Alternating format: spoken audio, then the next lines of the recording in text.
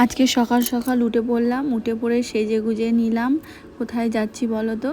আজকে হচ্ছে নীলষষ্ঠীর পুজো, সেই জন্য নীলষষ্ঠীর পুজো দিতে আমরা বেরিয়ে পড়লাম সেজে গুজে সবাই মিলে। আমি বাপের বাড়ি এসেছি, বাপের বাড়ির মা, ভাই, দিদি, তার ছেলে মেয়ে। মহাদেব বোম ভোলে সবাই মিলে বেরিয়ে পড়লাম পুজো দিতে। দেখো কি রোদ বেরিয়েছে আজকে, প্রচণ্ড তো গরম। আর এই রোদের মধ্যে আমরা খালি পায়ে হেঁটে হেঁটে যাচ্ছি।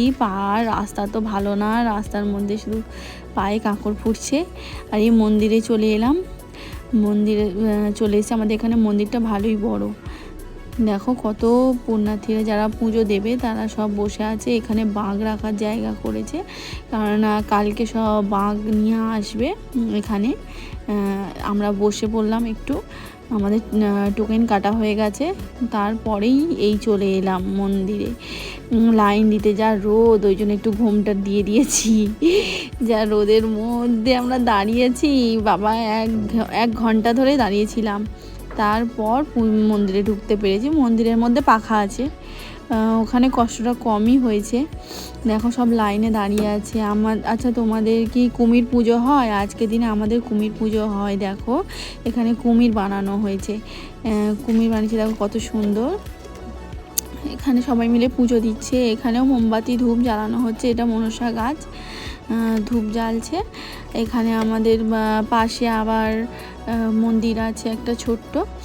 আর এখানে সবাই মিলে আমরা বসে পড়লাম পুজো দিতে মন্দিরের ভিতরে। এই দেখো আমাদের উজানবাবু একটু গুলাচ্ছিল।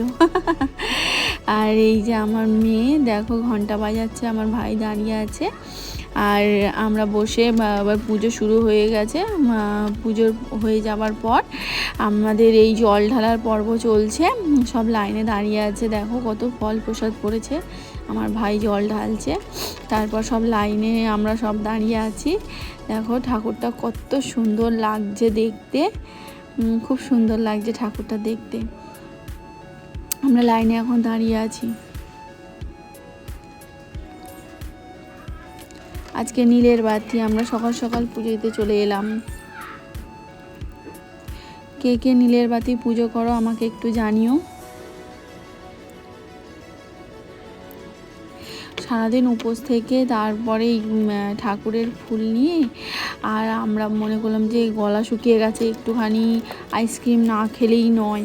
তা ওই জন্য ভাইকে বললাম একটা আইসক্রিম কিনতে, আমরা সবাই মিলে খাই বলে ভাই সবাইয়ের জন্য আইসক্রিম কিনলো। আমার